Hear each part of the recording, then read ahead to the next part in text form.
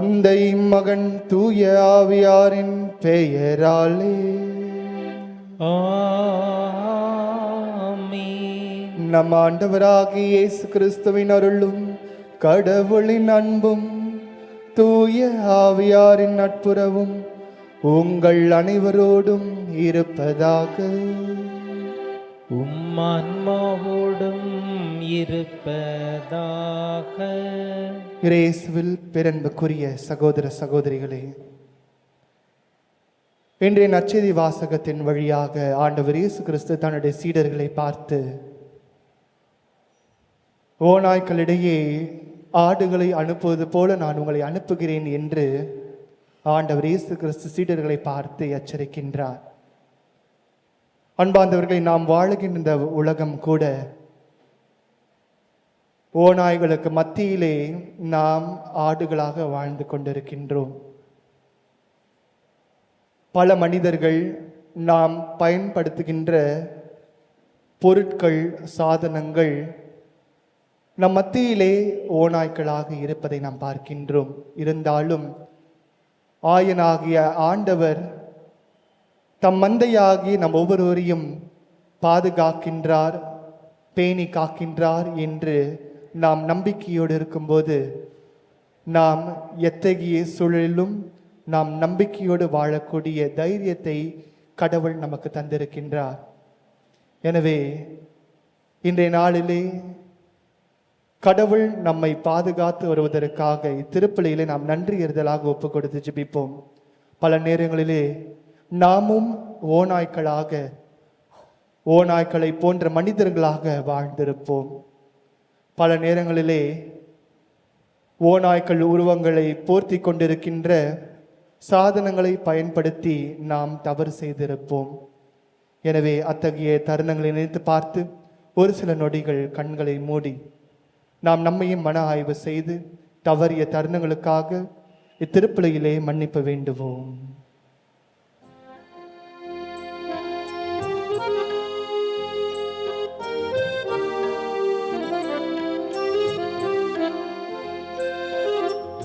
இரக்கத்தின் ஆண்டவரே, இம்மீது இரக்கம் வையும். இரக்கத்தின் ஆண்டவரே,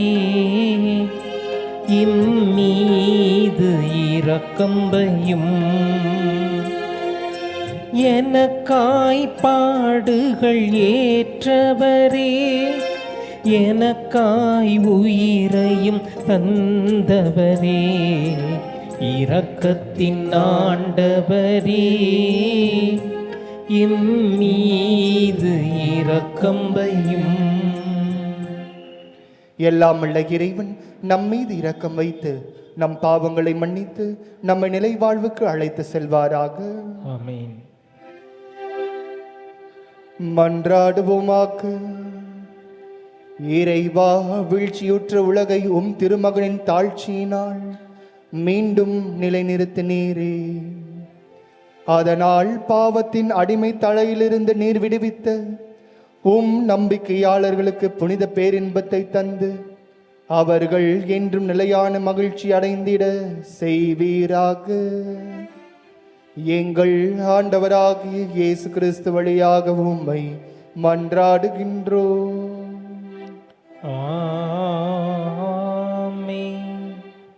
இறைவாக்கினர் ஓசேயா நூலிலிருந்து வாசகம். அதிகாரம் 14, இறைவசனங்கள் 1 முதல் 9 முடிய.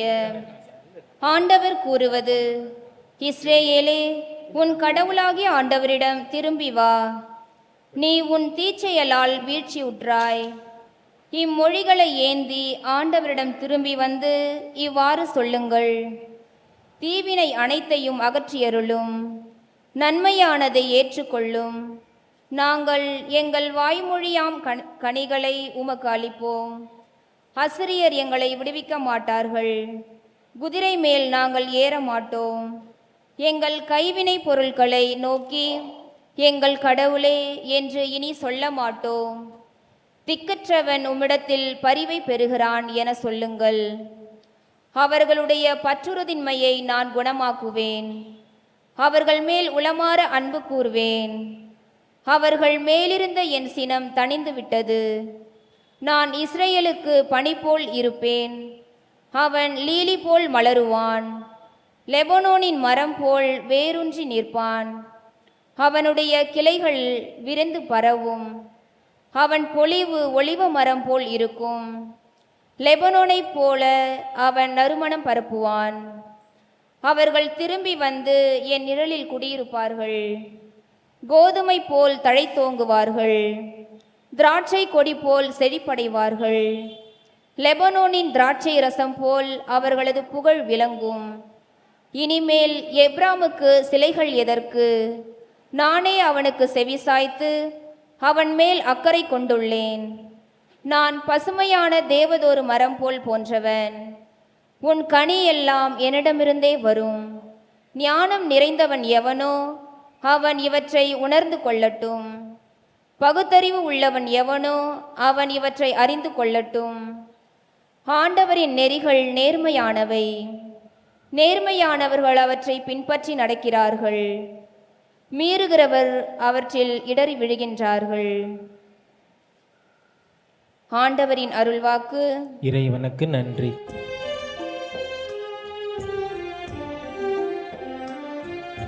ஆண்டவரே, என் வாய் உமக்கு புகழ் சாற்றிடும். ஆண்டவரே, என் வாய் உமக்கு புகழ் சாற்றிடும். கடவுளே, உமது பேரன்புக்கு ஏற்ப எனக்கு இரங்கும். உமது அளவற்ற இரக்கத்திற்கேற்ப என் குற்றங்களை துடைத்தருளும். என் தீவினை முற்றிலும் நீங்கும்படி என்னை கழுவியருளும். என் பாவம் அற்று போகும்படி என்னை தூய்மைப்படுத்தியருளும். இதோ நீர் விரும்புவது உள்ளத்து உண்மையையே. மெய்ஞானத்தால் என் மனத்தை நிரப்பும். ஈசோப்பினால் என்னை கழுவியருளும். நான் தூய்மையாவேன், என்னை கழுவியருளும். உறைபனியிலும் வெண்மையாவேன், உறைபனியிலும் வெண்மையாவேன்.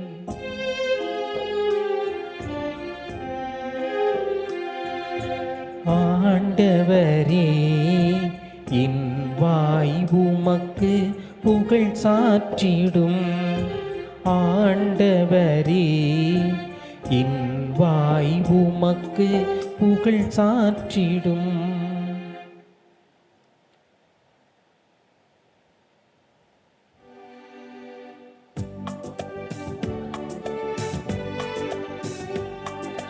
அல்லேலூயா, அல்லேலூயா, அல்லேலூயா, அல்லேலூயா, அல்லேலூயா, அல்லேலூயா, அல்லேலூயா, அல்லேலூயா. உண்மையை வெளிப்படுத்தும் தூயாவியார் வரும்போது அவர் முழு உண்மையை நோக்கி உங்களை வழிநடத்துவார். அவர் என்னிடமிருந்து கேட்டு உங்களுக்கு அறிவிப்பார். அல்லேலூயா, அல்லேலூயா, அல்லேலூயா, அல்லேலூயா. ஆண்டவர் உங்களோடு இருப்பாராக. ஆன்மாவோடும் இருப்பாராக. புனித மத்தேயு எழுதிய தூய நற்செய்தியிலிருந்து வாசகம். ஆண்டவரே, மாட்சி உமக்கே. அதிகாரம் 10 இறை வார்த்தைகள் 16 முதல் 23 முடிய. அக்காலத்தில் இயேசு தம் திருத்தூதர்களை நோக்கி கூறியது: இதோ, ஓநாய்கள் இடையே ஆடுகளை அனுப்புவதைப் போல நான் உங்களை அனுப்புகிறேன். எனவே பாம்புகளைப் போல முன்மதி உடையவர்களாயினும் புறாக்களைப் போல கபடு அற்றவர்களாகவும் இருங்கள். எச்சரிக்கையாக இருங்கள், ஏனெனில் மனிதர்கள் உங்களை யூத சங்கங்களிடம் ஒப்புவிப்பார்கள். தங்கள் தொழுகை கூடங்களில் உங்களை சாட்டையால் அடிப்பார்கள். என் பொருட்டு ஆளுநர்களிடமும் அரசர்களிடமும் உங்களை இழுத்து செல்வார்கள். இவ்வாறு யூதர்கள் முன்னும் பிற இனத்தவர் முன்னும் சான்று பகர்வீர்கள். இப்படி அவர்கள் உங்களை ஒப்புவிக்கும் பொழுது என்ன பேசுவது, எப்படி பேசுவது என நீங்கள் கவலைப்பட வேண்டாம். நீங்கள் என்ன பேச வேண்டும் என்பது அந்நேரத்தில் உங்களுக்கு அருளப்படும். ஏனெனில் பேசுபவர் நீங்கள் அல்ல, மாறாக உங்கள் தந்தையின் ஆவியாரே உங்கள் வழியாய் பேசுவார். சகோதர சகோதரிகள் தம் உடன் சகோதர சகோதரிகளையும் தந்தையர் பிள்ளைகளையும் கொல்வதற்கென ஒப்புவிப்பார்கள். பிள்ளைகள் பெற்றோருக்கு எதிராக எழுந்து அவர்களை கொல்வார்கள். என் பெயரின் பொருட்டு உங்களை எல்லோரும் வெறுப்பர். இறுதி வரை மன உறுதியுடன் இருப்போரே மீட்கப்படுவர். அவர்கள் உங்களை ஒரு நகரில் துன்புறுத்தினால் வேறொரு நகருக்கு ஓடிப்போங்கள். மானிட மகனின் வருகைக்கு முன் நீங்கள் இஸ்ரேலின் எல்லா நகர்களையும் சுற்றி முடித்திருக்க மாட்டீர்கள் என உறுதியாகவே உங்களுக்கு சொல்கிறேன். ஆண்டவரின் அருள்வாக்கு. கிறிஸ்துவே உமக்கு புகழ். ஓநாய்களிடையே ஆடுகளை அனுப்புவதைப் போல நான் உங்களை அனுப்புகிறேன். இயேசுவில் பிரியமான சகோதர சகோதரிகளே, ஆண்டவர் இயேசு கிறிஸ்து இன்றைய வார்த்தையை தன்னுடைய சீடர்களுக்கு சொல்வதன் பின்னணி, ஆண்டவர் இயேசு கிறிஸ்து வாழ்ந்த காலகட்டத்திலே ரோமையர்கள் அதிகார வர்க்கத்தை சார்ந்தவர்களாக இருந்தார்கள். அவர்கள்தான் ஆட்சி செய்து கொண்டிருந்தவர்கள். அவர்கள் கீழ் இருந்த அடிமையான மக்கள் ஏராளமான மனிதர்கள் இருந்தார்கள். எனவே இந்த காலகட்டத்தில் எங்கு இந்த மக்கள் கிளர்ந்தெழுந்து விடுவார்களோ தங்களுக்கு எதிராக என்கின்ற அந்த ஒரு மனநிலையோடு எப்பொழுதுமே தனக்கு கீழ் இருக்கின்ற இந்த அடிமை மக்களை எப்பொழுதும் அடிமையாகவே தான் வைத்துக் கொண்டிருப்பார்கள். அன்புக்குரியவர்களே, அன்றைய நாள் முதல் இன்றைய நாள் வரை கிறிஸ்தவர்கள் என்றாலே ஒரு அச்சுறுத்தலாக தான் பல பேர் பார்ப்பதுண்டு, இல்லைங்களா? அது இயேசுடைய காலகட்டமாக இருக்கட்டும், இன்றைய சூழலாக கூட இருக்கட்டும், கிறிஸ்தவர்கள் என்றாலே பல அதிகார வர்க்கத்தில் இருக்கின்றவர்கள், ஆட்சி செய்யக்கூடியவர்கள் ஒரு அச்சுறுத்தலோடு தான் பார்க்கின்றார்கள். அதற்கு என்ன காரணம்? மற்ற சகோதரர்கள் மற்ற மதத்தினரை அவ்வாறு பார்க்காததுக்கு காரணம், கிறிஸ்தவர்கள் அடிமைத்தனத்திலிருந்து வெளியே வந்த மனிதர்கள். ஆண்டவர் இயேசு கிறிஸ்து அவருடைய உயிர்ப்பின் வழியாக நாம் ஒவ்வொருவரையும் அடிமைத்தனத்திலிருந்து வெளியே எடுத்து வந்திருக்கின்றார். எனவே கிறிஸ்தவர்கள் எப்பொழுதும் அடிமைத்தனத்திற்குள் இருக்க மாட்டார்கள், விடுதலை பெற ஆசைப்படக்கூடியவர்கள் என்பதை பல பேர் இருக்கிறார்கள்.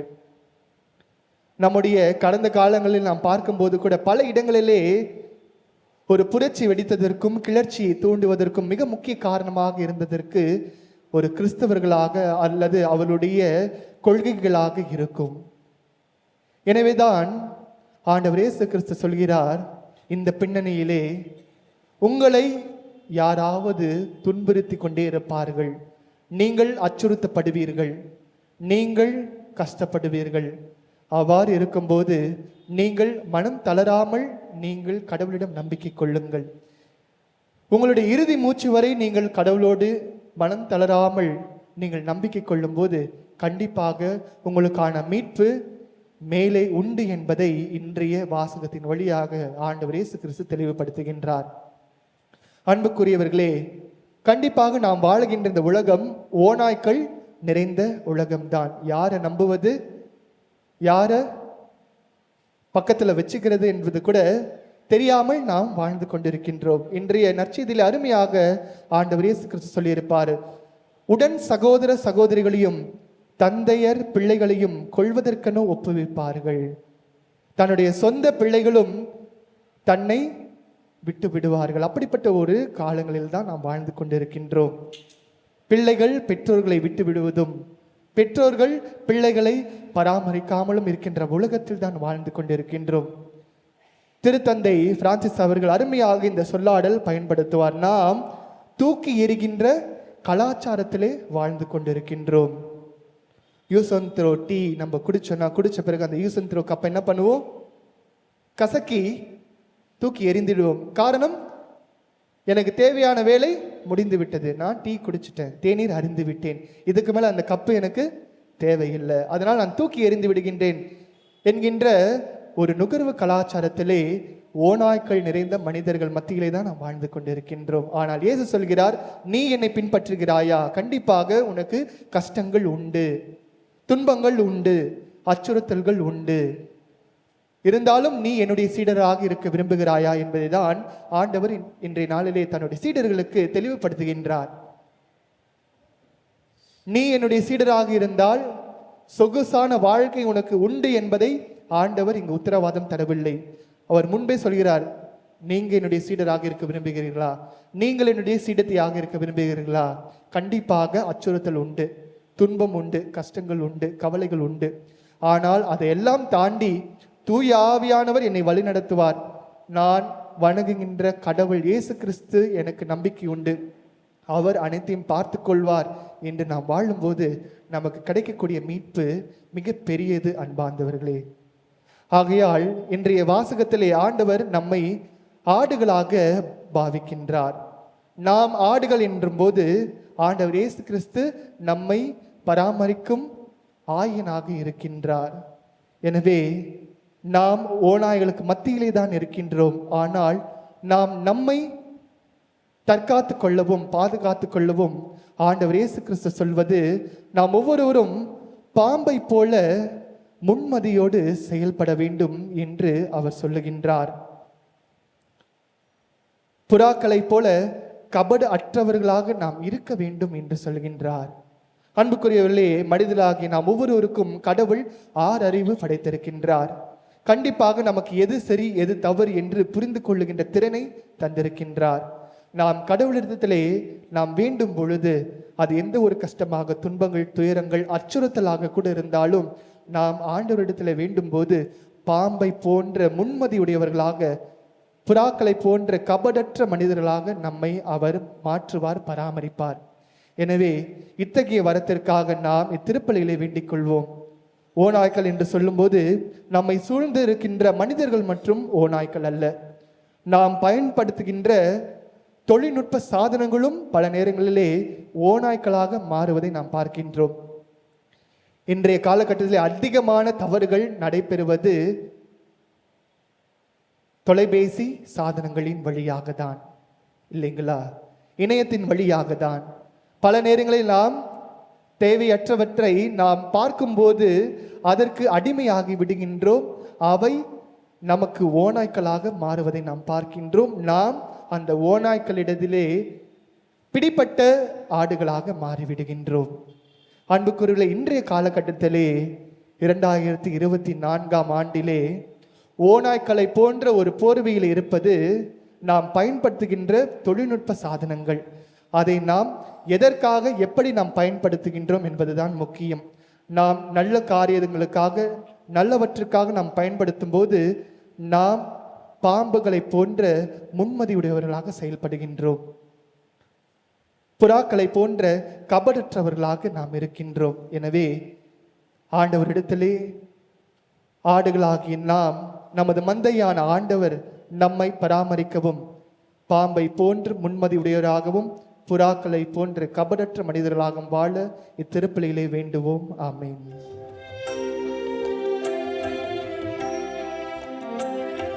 தூய ஆவி ஆசீர் வேண்டி பலியை தாருங்கள், நம் நீய தேவன் பலியை ஏற்க அன்பை தாருங்கள், அன்பை தாருங்கள், உங்கள் அன்பை தாருங்கள். காணும் பொருட்கள் யாவும் உமது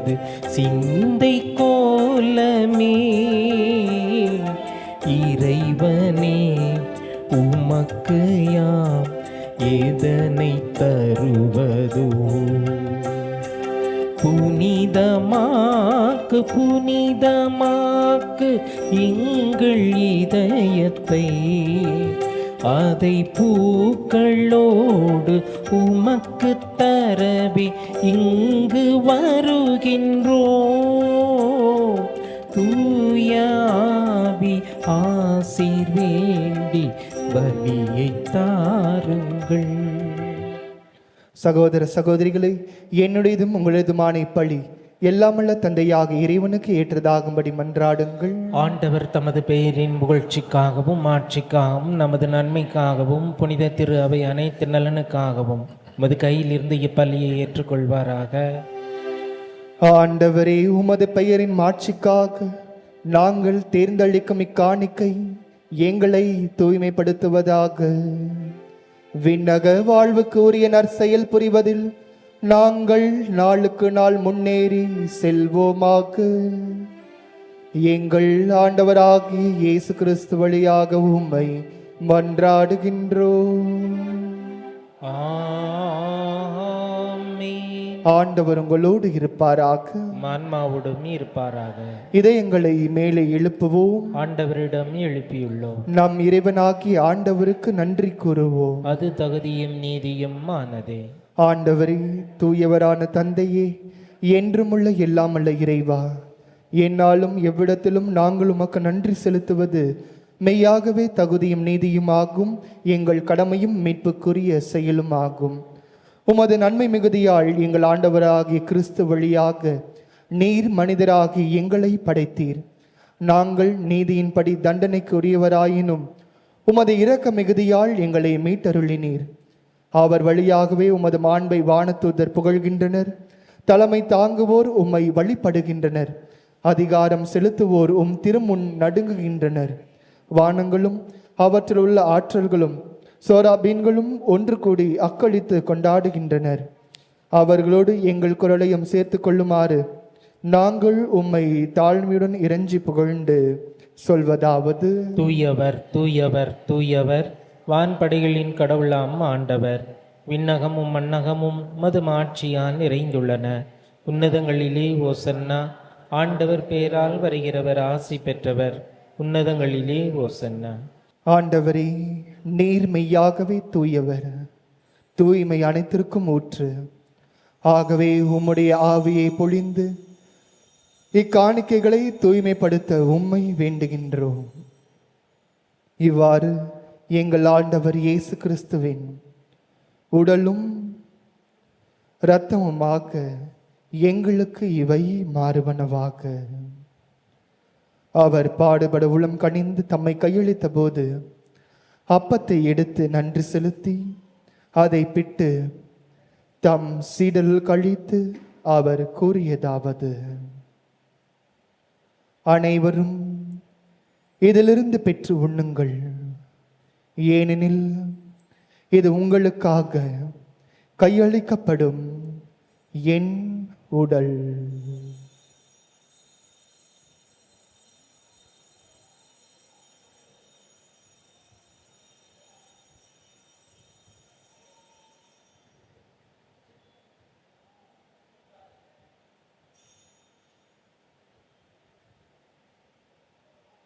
அவ்வண்ணமே இரவு விருந்தை அருந்திய பின் கிண்ணத்தையும் எடுத்து மீண்டும் உமக்கு நன்றி கூறி தம் சீடல் கழித்து அவர் கூறியதாவது: அனைவரும் இதிலிருந்து பெற்று பருகுங்கள், ஏனெனில் இது புதிய நிலையான உடன்படிக்கைக்குரிய என் இரத்தத்தின் கிண்ணம். இது பாவ மன்னிப்புக்கென்று உங்களுக்காகவும் பலருக்காகவும் சிந்தப்படும். இதை என் நினைவாக செய்யுங்கள்.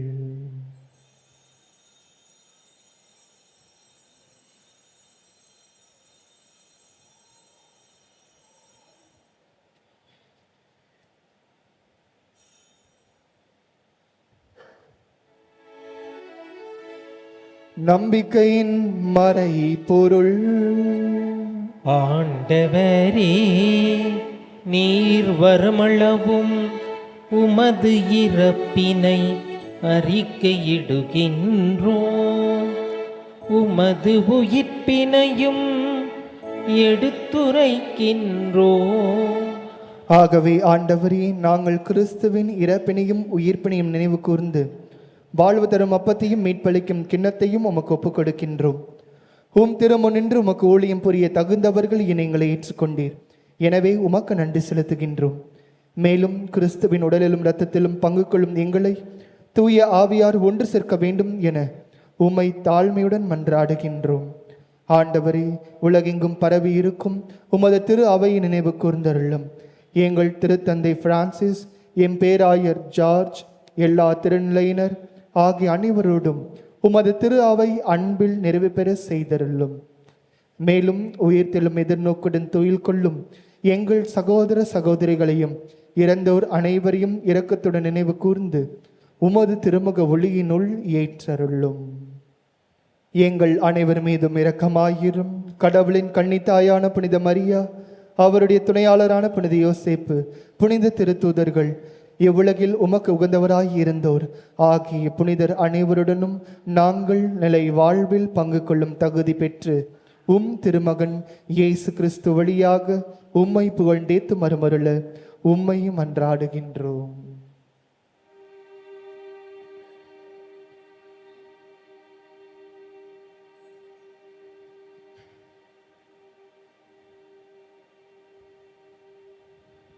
இவர் வழியாக இவரோடு இவரில் எல்லாம் வல்ல இறைவனாகிய தாயாகிய தந்தையே, தூய ஆவியாரின் ஒன்றிப்பு எல்லா புகழும் மாட்சியும்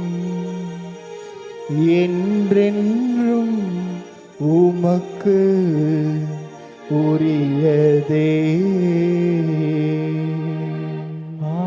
ஆமென், ஆமென், ஆமென்.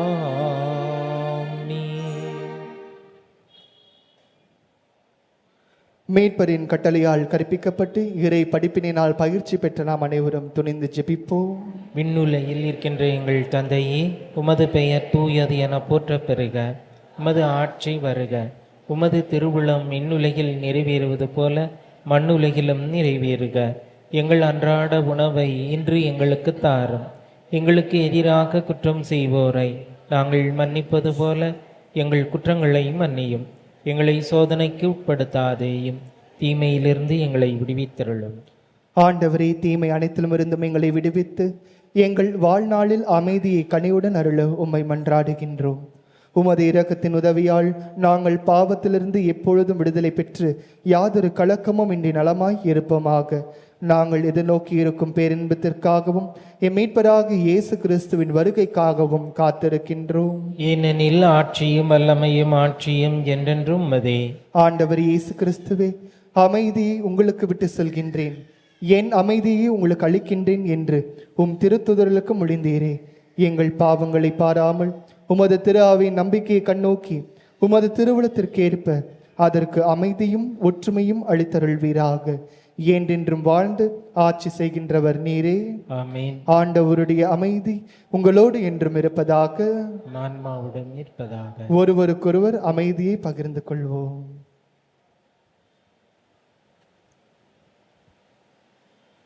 உலகின் பாவங்களை போக்கும் இறைவனின் செம்மறியே, எங்கள் மேல் இரக்கமாயிரும்.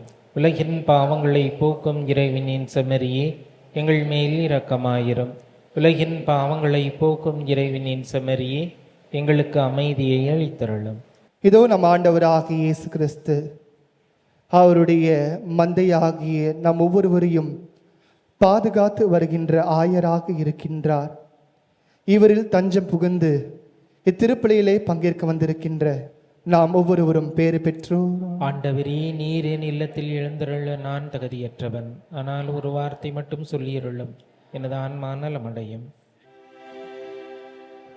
நன்றி கூறி மன்றாடுவோமாக்கு.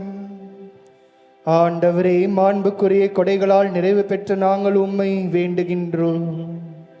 அதனால் மீட்பு அளிக்கும் கொடைகள் நாங்கள் என்றும் பெற்றுக்கொள்ளவும் உம்மை இடையுறாது புகழ்ந்தேத்தவும் அருள்வீராக. எங்கள் ஆண்டவராகிய இயேசு கிறிஸ்து வழியாக உம்மை மன்றாடுகின்றோம். ஆமென். ஆண்டவர் உங்களோடு இருப்பாராக. உம்மான்மாவோடும் இருப்பாராக. எல்லாம் வல்ல இறைவன் தந்தை, மகன், தூய ஆவியானவர் உங்கள் அனைவரையும் நிறைவாக ஆசீர்வதிப்பாராக. ஆமென்.